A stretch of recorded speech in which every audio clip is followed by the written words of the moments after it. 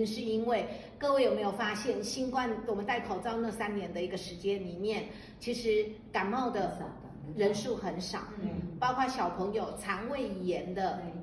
也很少，因为我们不断的用酒精消毒，所以呢，还有戴口罩。所以基本上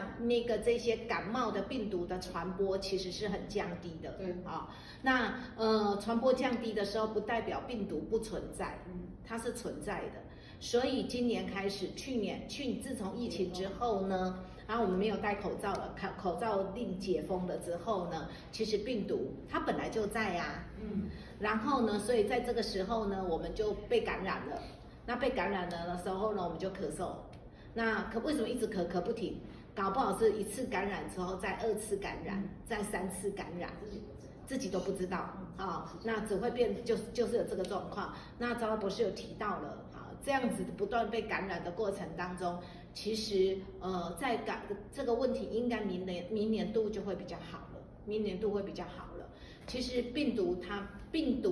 根本，张博士讲到一个很重要的话题，病毒根本不想杀死我们，对，它才可以活的，它才可以活。病毒是借由细胞的病毒需要宿主，对啊，细菌不需要，所以病毒只要我的抵抗力够好的时候，我基本上可以杀死它。那所以呢，可是细菌不一样，细菌它可以自己繁殖的，